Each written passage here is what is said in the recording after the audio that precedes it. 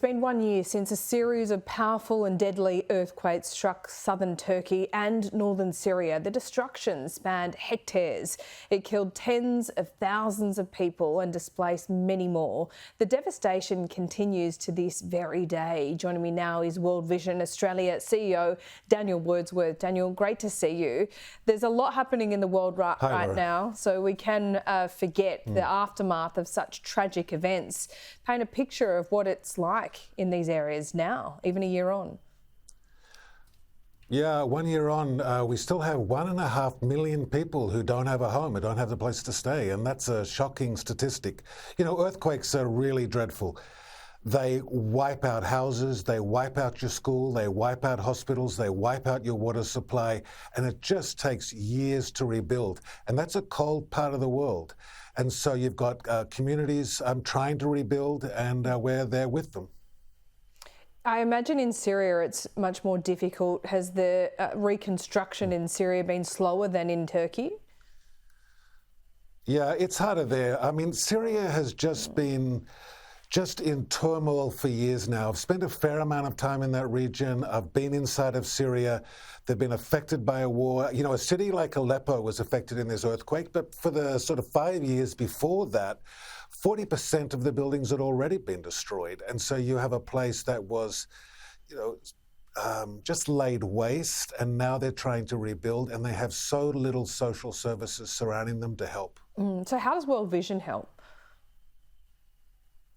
Well, we get in there immediately. So when the earthquake happened, we actually had teams right there because it's on that northern part of Syria and the southern part of Turkey, and that's the corridor for the humanitarian movement of refugees. So we actually had teams there, and they were caught up in the earthquake, but it did allow us to begin working immediately. So we could do things like put 10,000 people into temporary housing.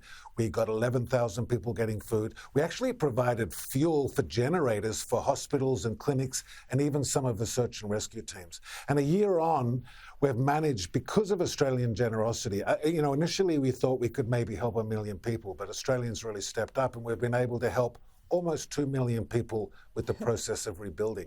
And that's amazing. And Australians still regarded as quite generous when these kinds of events happen around the world, or have we, you know, waned a bit?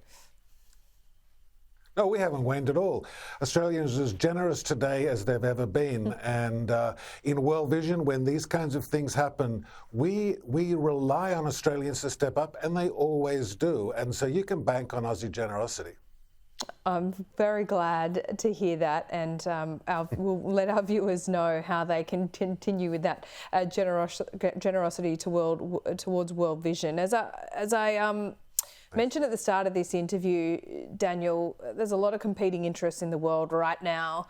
I imagine providing aid in Gaza is near impossible, but is aid still getting in from your perspective and from World Vision's perspective? So World Vision is very focused on the region and the regional response, and we're actually working inside of West Bank. In Gaza, it's incredibly difficult to deliver aid, but aid is getting in there. Aid is reaching people, but nowhere near to the degree that it needs to. It's just a miserable situation there, and it's really tough on families, and it's really tough on kids. Yeah, it certainly is. Do you have any advice on how Australians should donate? Should they just donate to World Vision? I think you might say that, to ensure that their dollars are getting to where they intended? Well, you can always donate to World Vision, and World Vision's never let Australians down. But that said, there are great organisations in this country. So the key thing, I think, is to build up your own relationship with those organisations, places that you trust, people that you trust. But I got to tell you, you know, almost all Australia, I don't know of any that aren't like this, Australian NGOs that are working in that region, they have teams on the ground that are literally putting their lives at risk. You know, it's a heroic effort over there. And so I would just say anyone that's over there working in that region is worthy of your support, and reach out to any that connect with you, and they'll make a difference with that money. Well said, Daniel. I enjoyed talking to you this morning, even when we're talking about such grim circumstances. There is a lot of hope in all this as well. We've got to remind ourselves of that. Daniel Wordsworth, thanks so much. Thank you, Laura.